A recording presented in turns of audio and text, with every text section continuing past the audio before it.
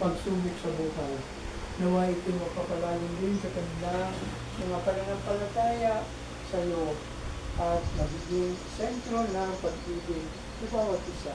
Ito ang hinihiling sa pamamagitan ng Kristo ang Panginoon. Amen. Ngayon, nasalin natin bilang isang pamilya at nasalin natin ang Ama namin, sumasalangit ka, sambahin ang ngalan mo, kapasa amin ang kaharian mo, sundin ang loob mo dito sa lupa para na sa langit. Bigyan mo kami ng aming kakanin sa araw-araw. Patawarin mo kami sa aming mga sala, para ng pagpapatawad namin sa mga nagkasala sa amin. Huwag mo kami ipahintulot sa tukso, at iadya mo kami sa lahat ng masama. Amen. Sagutin natin ang tulong natin ng mga Virgen. Aba, Ginoong Maria, Napupuno ka ng grasya, ang Panginoong Diyos ay sumasa iyo. Bukod kang pinagpala sa babaeng lahat at pinagpala naman ang iyong anak na si Jesus.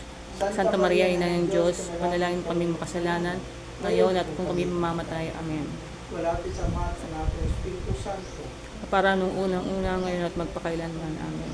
Bago tayo lumako sa kanyang blessing, mga reminder sa atin na ngayon, pumasok si Kristo dito, pamaghari, hindi lang sa lugar, no? Hindi lang sa bahay, hindi, pati sa mga puso at diwa ng mga tumutulong dito sa pamilya. Maging sentro siya at maghahari siya.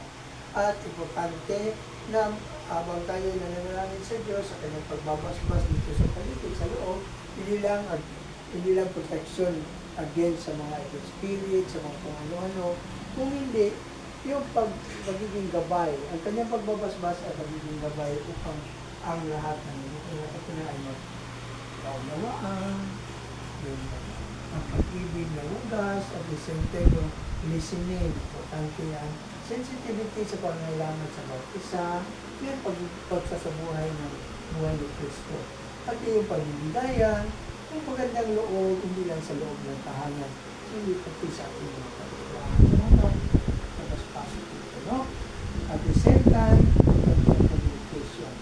Yun, mga reminder, bawat isa sa atin. At ang pag-inasayin. Importante, alam ko, inasayin na sa kapatid. Yun, kumakanta si Tati, no? Si Simba. Pero, mas maganda rin, dagdagan din natin yung ating pananampalataya sa pamamagitan yung pagiging maganda o labi na. Lalo na sa mga aba at sa mga strangers. No?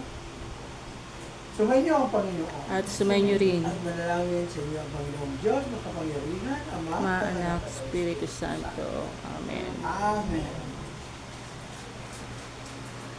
Congratulations! Thank you! Kain po!